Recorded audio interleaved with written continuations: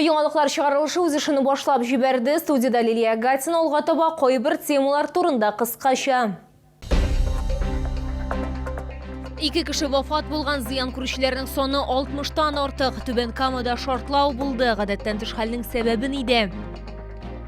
Шолда Йосы Синтар 2 ойлыкка старт бериле. Автоколада нинди ишлер башкарылачак? Түбен Камада шартлау булды. Гадаттан тыш хәле Нижнекамск нефтехим предприятиесында булды. Якынча мәгълүматлар буенча жиһаз ишендә сбой килеп чыккан. Шолодан Түбен Камага ашыгыч ярдәм хезмәтеннән 6 бригада җибәрелде. Казаннан өстәмә рәвештә санавиация вертолеты һәм республика клиник хастаханәсе белгечләре 2 катастрофа медицинасы бригадасы җибәрелде.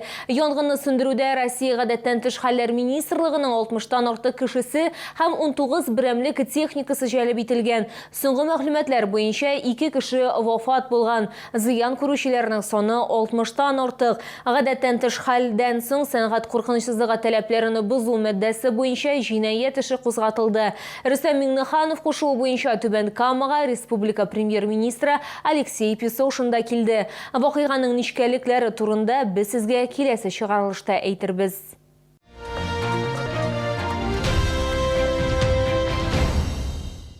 Шолда традицион язгы санитар 2 ойлыкка старт берилде. Автоколаны масштаплы җыештыру башлануы турындагы шәһәр хуҗалыгы идарәсе башлыгы Руслан Вилданов сөйләде. Нинди эшләре башкарылачагын, гомум шәһәр өмәсе кайчан булачагын киләсе минутларда сөйләрбез. Быел газоннарны һәм квартал эчендәге юлларны җыештыруга гына түгел, биналарны һәм төзекләндерү объектларының фасадларын тәртипкә китерүгә дә аерым игътибар биреләчәк. Руслан Вилданов ассызыклаганча, коммуналь хезмәтләр һәм идарәче компанияләр апрельнең 1 көннәреннән үк күчәйтелгән эш режимына күчәләр. Силами управляющих организаций должно быть обеспечено благоустройство придомовой территории, посадка деревьев и кустарников, устройство цветников. Коммунальная техника к работе по санитарной очистке, полигон ТКО к приему отходов готовы. Растительные отходы будут приниматься в карьере парка культуры отдыха. Хотелось бы отметить, что всем необходимо обеспечить раздельный сбор мусора и растительных отходов. Категорически запрещается сжигание мусора и листвы. Җыештыру эшләре шәһәр чикләрендәге бакчачылык ширкәтләренә дә кагылачак. Барлыгы алар 16. Тукталыш павильоннарына һәм җир асты кишүләренә дә аерым игътибар бирелә. Арендаторам остановочных комплексов и предприятий автомобильных дорог необходимо организовать мойку, ремонт и очистку остановочных павильонов от объявлений, граффити. Административно-технические инспекции Управления охраны общественного порядка и администрации районов усилить работу по привлечению к административной ответственности нарушителей правил благоустройства, размещающих объявления в неустановленных для этого местах. Шолда 340 автобус һәм 157 трамвай тукталышы бар. Хәзерге вакытта алар буенча эшләр 80%ка башкарылган дип хәбәр итте Автомобиль юллары предприятиесе җитәкчесе Илья Черкашин. Я спрашиваю конкретную цифру. Вот вы выходите докладывать. Значит, многие, слушая ваш доклад, по-моему, начинают засыпать. С утра, видимо, еще некоторые не проснулись, поэтому я вас разбудить хочу. Ләкин мэр шәһәр хуҗалыгы идарәсе башлыгы Руслан Вилдановның докладынан канәгать түгел иде. Ну, давайте мы конкретикой будем заниматься, коллеги. Себя успокаивать не будем. Город требует нашего внимания, внимания всех живущих и работающих в городе Набережные Челны. Поэтому ежедневно должна быть четкая оперативная информация у вас. У начальника управления жилищно-коммунального хозяйства должна быть полная картина того, что в городе происходит. Җыештыру эшләре шәһәр зиратларына да кагылачак. 18 апрельгә гомум шәһәр өмәсе планлаштырылган. Лилия Гатина, Сергей Вилданов, Яңалыклар. Әгәр сезнең берәр проблема борчыса, яки шатлыклы хәбәр җиткерәсегез килсә, безнең Макс кушымтасына мөрәҗәгать итегез. Фотосурәтләрегезне һәм видеоларыгызны 8939 311 31 31 телефоны буенча көтеп калабыз.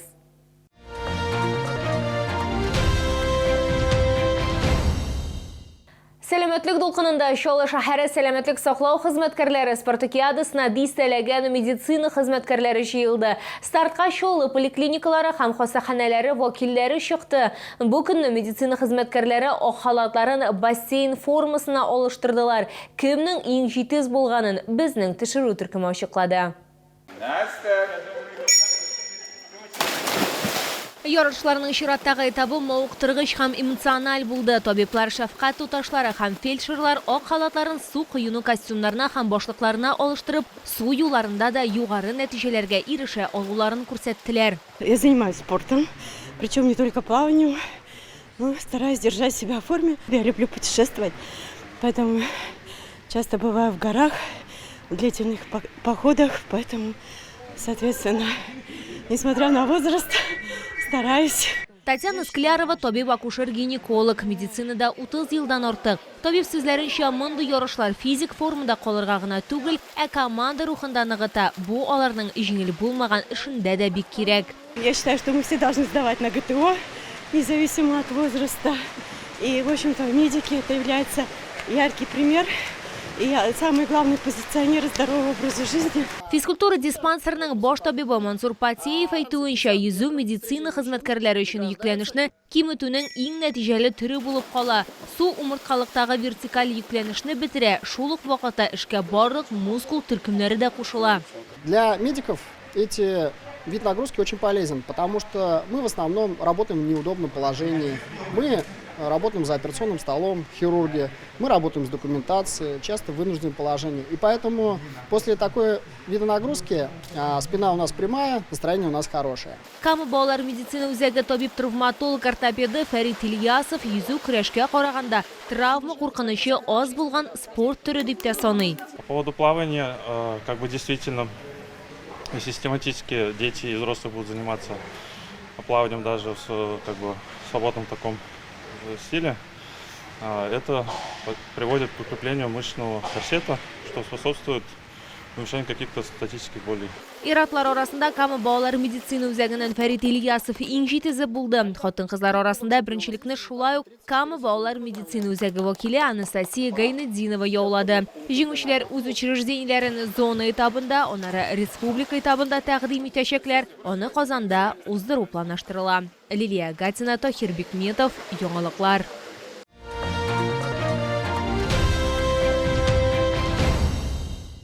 Шолда Белоруссия киемнәре күргәзмә ярминкәсе шәһәрдәшләребезнең һәм шәһәр кунакларын сөендерүен дәвам итә.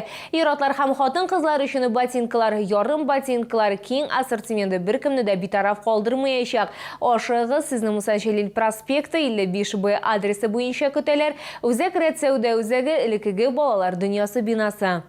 Төрле аякка сыйфатлы һәм җылы аяк киемнәре Беларусь җитештерүчеләре күргәзмәсендә төрле зәвыкка аяк киеме табарга була. Данная обувь сделана для женщин, которые ценят комфорт и удобство. И также особенно подойдут покупательницам с деформированной стопой. Эта модель славится своей герметичностью, так как подошва склеивается методом вулканизации. В задней части располагается небольшой полукаблук для разгрузки опорно-двигательного аппарата и суставов, как зачастую рекомендуют ортопеды. Күп кенә шоулар һәм шәһәр кунаклары Беларусь аяк киемнәренең сыйфатын лаеклы бәяләргә өлгерде инде. Вот мы решили сегодня мне приобрести белорусскую обувь. Я походил, она очень хорошо сидит на мне. Рекомендую всем челнинцам и приезжим приобретать эту обувь. Мягкие такие, удобные очень. Мне очень нравится. Я давно хотела таких. Беларусь аяк киемнәрен Муса Җәлил проспекты 55Б адресы буенча алырга була. Үзәк рәтсәүдә үзәге элекеге балалар дөньясы бинасы.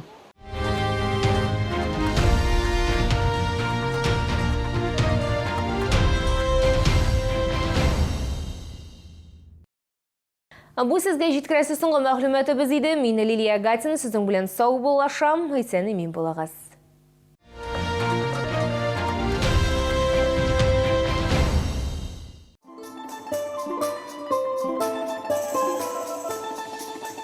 Дорогие друзья, ждем вас каждую субботу и воскресенье в Театре кукол.